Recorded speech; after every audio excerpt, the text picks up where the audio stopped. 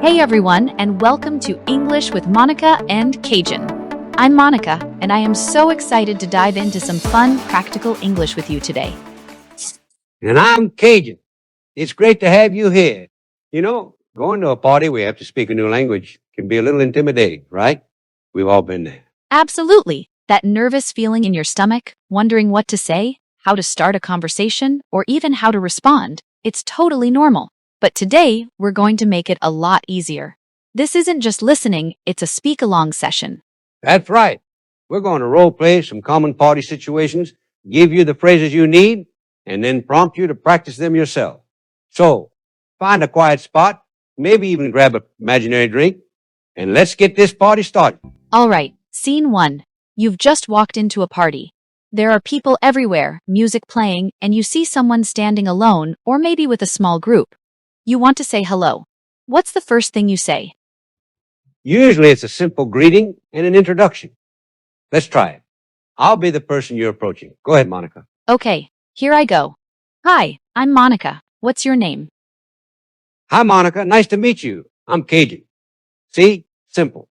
Now, listeners, it's your turn. Imagine you're walking up to someone.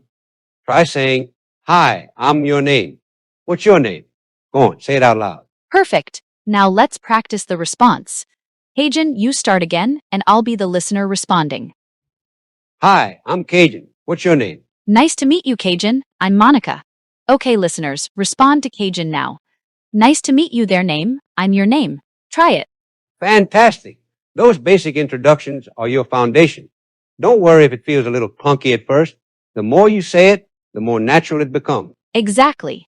Now, once you've introduced yourselves, what's next? Small talk. This is where many beginners get stuck. What do you talk about with a stranger at a party? Well, the environment you're in is always a safe bet. The party itself, you can comment on the music, the food, the drinks, or even how nice the place looks. Let's try some phrases for that. Okay, Cajun, you've just said your name. I'll ask a small talk question. So, what do you think of the music here? It's pretty good, right? Yeah, I really like it. It's got a great beat. Makes you want to dance. See how simple that was? Now, your turn, listeners. After you introduce yourself, try asking, So, what do you think of the music here? Say it out loud. Great. And what if you want to comment on the food or drinks? You could say, These appetizers are delicious, or This punch is really refreshing. Let's practice that. I'll make a statement about the food, and Monica, you respond naturally. Wow, I love these little spring rolls. They're so crispy. Oh, me too. I've had 3 already, I think. Now your turn, listeners. Try saying, These appetizers are delicious, or, if you prefer, This punch is really refreshing. Choose one and say it. Excellent. Another common small talk topic is asking where someone is from, especially if you're at an international party or event.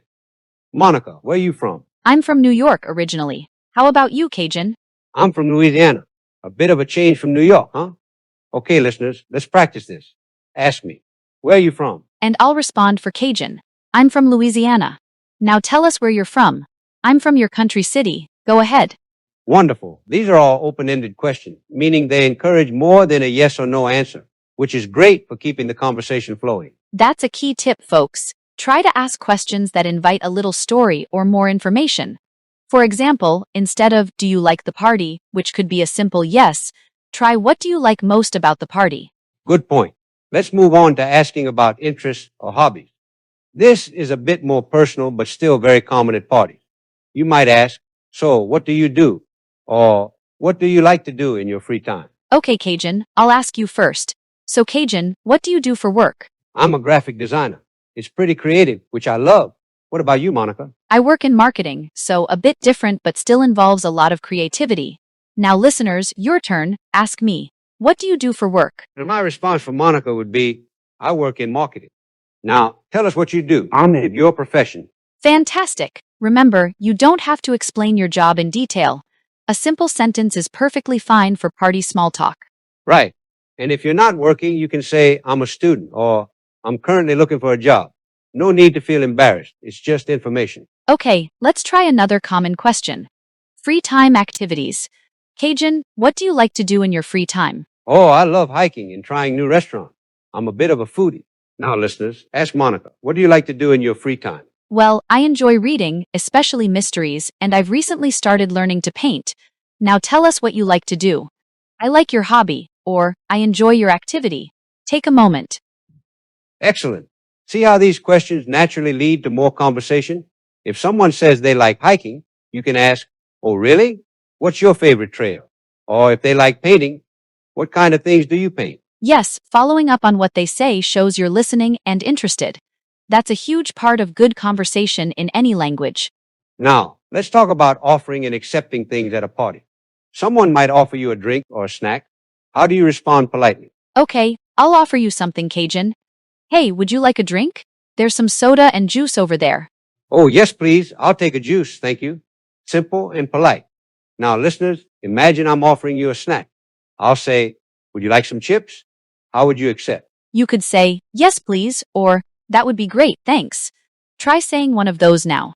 Good. Now, what if you don't want something? It's just as important to be able to politely decline. "Monica, I'll offer you a drink again." Okay. "Hey, Monica, fancy a beer?" Oh, no thank you, I'm good for now. Or, no thanks, I've still got this. Easy, right? Listeners, imagine I'm offering you a piece of cake. Would you like some cake? How would you politely decline?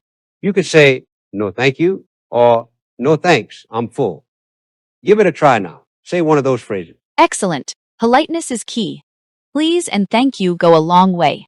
Let's move on to a really important skill for beginners, asking for clarification. Sometimes you just don't understand something, and that's okay. Absolutely. It's much better to ask than to pretend you understand and then get confused later. "Monica, I'll say something, and you pretend you didn't quite catch it." All right, shoot. "Yeah, I was telling them about my trip to Pembrokeshire last summer. It was quite invigorating." Sorry, could you repeat that last word, invigorating? What does that mean? Oh, invigorating means something that makes you feel very fresh, healthy, and full of energy, like a brisk walk on a cold beach. See, I explained it. Now, listeners, I'll say something a little fast, and you practice asking for clarification. "I just finished a marathon. I'm feeling a bit knackered." How would you ask what knackered means? You could say, excuse me, what does knackered mean? Or, sorry, could you explain knackered? Try it now. Perfect. Knackered means very tired, by the way. Don't be shy about using those phrases. Most English speakers are happy to help. Yeah, and it actually shows confidence to admit when you don't know something. It opens up another mini conversation, which is great practice. Another scenario. You're in a conversation and you need to excuse yourself for a moment, maybe to get a drink or go to the restroom. How do you do that politely? Okay, Cajun, we've been chatting for a bit. I need to step away. Excuse me for a moment. I just need to grab a fresh drink. I'll be right back. "No problem. See you in a bit." That's a great way to do it. Listeners, it's your turn. Imagine you need to quickly step away. Try saying, "Excuse me for a moment. I'll be right back."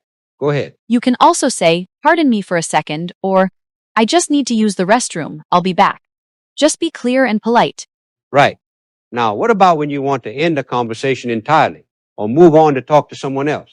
This can feel a little awkward, but there are polite ways to do it. Indeed. Cajun, we've had a lovely chat. I'll try to end it gracefully. Well, it was really nice talking to you, Cajun. Enjoy the rest of the party. You too, Monica. Maybe we'll catch up later. See? That wasn't awkward at all. Now, listeners, you've been chatting with me for a while. It's your turn to end the conversation.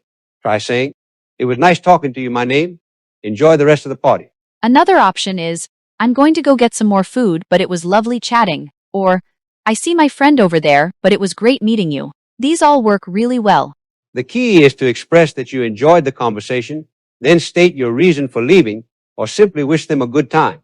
It's a skill that comes with practice. Okay, let's do a quick full scenario role play. Cajun, we're meeting for the first time at a party. I'll start, and we'll try to hit a few of the phrases we just learned. And listeners, just follow along and try to speak out loud when you have a chance. Sounds good. I'm ready. All right, here I come. Hi, I'm Monica. Are you enjoying the party? "Oh, hi, Monica. I'm Cajun. Nice to meet you." "Yeah, I'm having a great time. The music is really good. What about you?" I am too, and I agree, the music is fantastic. So, where are you from, Cajun? "I'm from Louisiana originally. You?" New York, a bit colder than Louisiana, I imagine. So, what do you like to do for fun in Louisiana? "Well, I love being outdoors, fishing, and trying all the amazing food. I'm a big cook myself." "Oh, would you like one of these mini quiches? They're delicious." Oh, no thank you, I'm actually trying to save room for dinner. But they do look good. Fishing sounds really relaxing. I actually love cooking too, especially baking. Listeners, try to jump in here and ask Cajun what his favorite thing to cook is. Go ahead. My favorite thing to cook? That's a tough one. Probably gumbo or jambalaya. Classic Cajun dishes. Do you know what those are? I've heard of them, but I'm not totally sure what they are. Could you explain what gumbo is? Listeners, repeat that phrase if you need to ask for clarification. Could you explain what word is? Sure. Gumbo is a rich, savory stew, usually with meat and seafood, served over rice. It's a staple in Louisiana. You really have to try it sometime. That sounds amazing. I'd love to. Well, Cajun, it was really nice chatting with you and learning about gumbo. I'm going to grab another drink. Maybe I'll see you around later? Yeah, definitely. It was great meeting you too, Monica. Enjoy your drink. And scene. How did that feel, everyone? Hopefully you were able to speak along and practice some of those phrases. The most important thing is just to try. Don't worry about being perfect. Exactly. Even if you make a mistake, people usually appreciate that you're making an effort to speak their language. They're often very understanding. A few final tips. Smile. A friendly expression makes you approachable. Listen actively to what the other person is saying. And don't be afraid to take a deep breath if you feel nervous. And remember, practice makes progress. You won't become a master conversationalist overnight, but with each interaction, you'll feel a little more confident. Keep practicing these phrases. Maybe even record yourself or find a language partner to roleplay with. The more you use them, the more natural they'll become.